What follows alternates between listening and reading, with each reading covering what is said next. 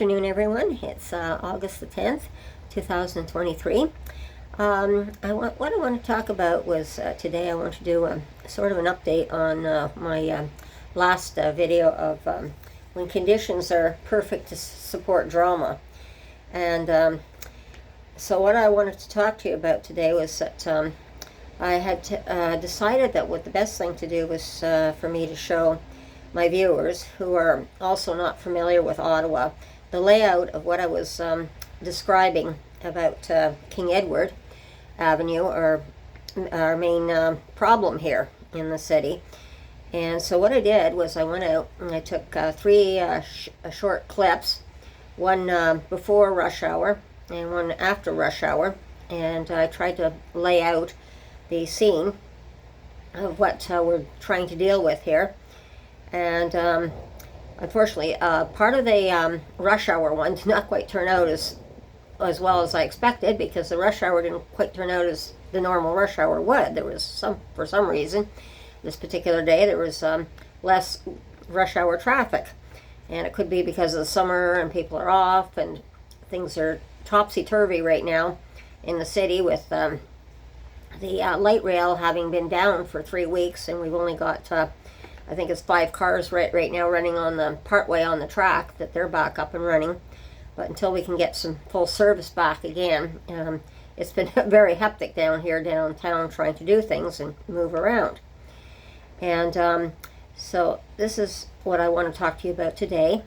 I think it's extremely important because King Edward Avenue has been a pain for many years for the city to try and resolve this, as I was saying in my other video, that to try and resolve the situation with an interprovincial bridge, another one located somewhere else in the city, they haven't solved that problem.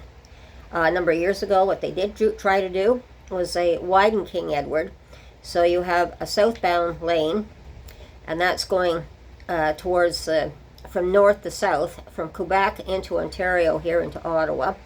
Then you have the northbound 3 lanes going northbound from Ontario back into Quebec.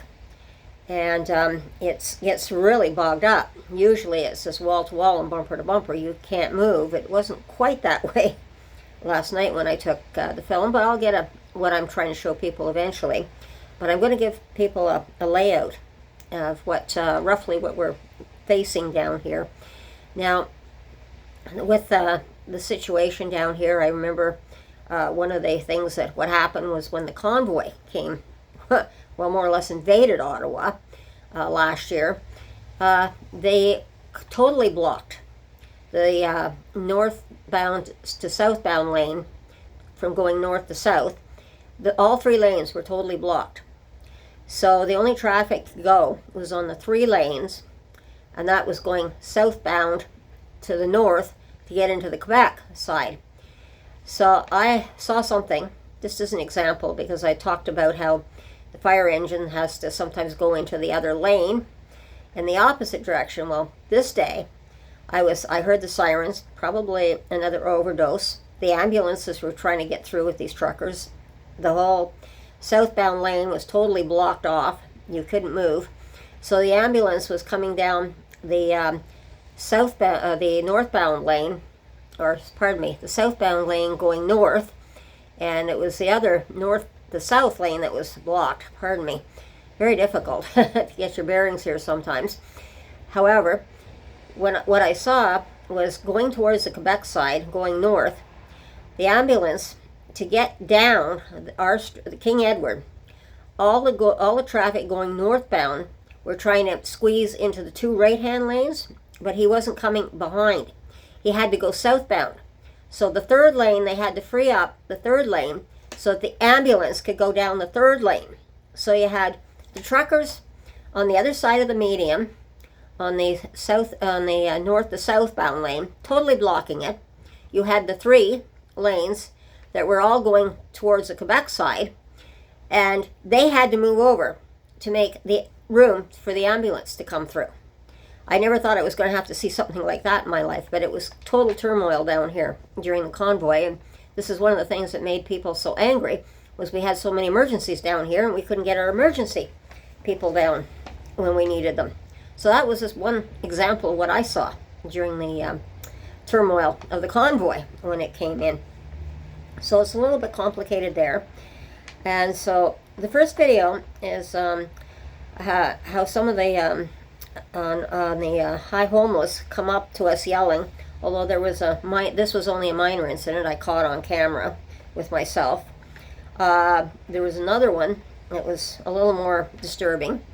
I was filming the other side of the street, showing the lanes, and all of a sudden I just heard the muffler going, and a motorcycle just went barreling by. I mean, he was just booting it down there because he had enough room. You'll see that on the video. Although trying to even put the camera on the motorcycle itself was so hard because he was just booting it down there. But the video clearly shows where he was forced to stop at the red light. So I got a picture of the motorcycle beside the parked car at the red light. But this is another problem that we have on King Edward as well. The speeding, when there's room to speed. Especially at night, we have room to speed down here. At night, the residents around here, we try to sleep. We open our windows at night during the summer. All we hear is the car speeding over to the Quebec side. And even coming back into Ontario as well. So we have problems there. We also have the homeless wandering around high at night and doing things. And sometimes this is when they get hit as well. And it's not a good situation to have that. So King Edward, in some ways, is being turned into a highway, as far as I'm concerned, coming straight through the city here. It's enough that we have our 417 or the Queensway. That's the big highway that we should be on, not using one of these streets. But this is one of the things that they've tried to do. And the third one, I think, is very interesting, because I'm talking about how the other woman threw up her top and threw it down on the ground and tried to get run over by the transport truck. Well, this is and just wandering. And this is what I've always talked about, was all these people high will just go right out onto the street, wander onto the street. Well, I'm filming away, and lo and behold, a person definitely who was not, I believe, on drugs, decided to come across the crosswalk and not obey the crosswalk or the signals, because you can clearly hear the horn honk, and then you can see me get a glimpse of him just walking against the red light right across the street with a horn honking at him to get out of the way, because it was their green light to go on. So this is how bad it is down here. And that's why I say we need some officers down here to give a few people some citations to remind them to obey the traffic lights as well. So this is what I wanted to put up today. But the other thing I also did want to mention was I really believe that the shepherds, because it's on King Edward, why are you putting the most vulnerable people on the most busiest street in Ottawa, where they're getting high? You're allowing them to get high. You give them out the pipes at the shepherds there. They start wandering in the streets. They're panhandling in the streets right around the shepherd. They get into fights around the shepherd. Like I said, we had one person stabbed there not too long ago. And people driving there at nighttime, I've driven by with some friends of mine, and they're out there panhandling. They just walk right in front of the car, and you have to make sure you slam on the brakes. And of course, if you hit a person in a car, it comes down to your driver's license. You know, and you're supposed to be able to drive and be aware of everything that's going on around you. Well, they just come out of the middle of nowhere, usually. So this is not the proper place for a shelter. And I believe this shelter should be removed and put somewhere else. If the shepherds want a shelter, fine, but don't put it in the most dangerous part of the city that you could possibly have. This is taking advantage of the dealers are having a field day down there. They don't care if they get hit by a car. It's just with more and more people losing their homes, and that there's more and more people ending up in the shelters. They've got more customers coming down there, and clients rather, to pick up the drugs and be walking in our way. So what you're doing, having this one shelter here, is putting all of us at risk down here. And I mean by all of us, not only the residents, the shopkeepers, the businesses are at risk with what's going on. The tourists are certainly going to be at risk down here. I know we're doing everything we possibly can, but I still think that there's more that we can do. But I think it's time that the shepherds move out of the area here. I mean, I know that Sally Ann is planning on moving, but of course Vanier is definitely resisting them at the same time. So I know there's no easy answers to this, but I would think that under the circumstances, that because we're having such a problem getting a bridge built across the river here, that it would be far easier to move a bigger part of the problem on the street, moving people out of a building and just finding another building to put these people in would be a much simpler solution to what's going on right now, which would ease a lot of the problems down here at the same time that we're having. So this is what I have to say today, and I'm going to put up the videos for you one at a time so you can see. And like I said, it's a complicated situation, but I'm sure we can find a way out of it. But my recommendation is the Shepherds should be moving. And I don't care if they're putting up that apartment building behind there with the 48 units that they're planning, which I mentioned in one of the videos. But we must do something, you know.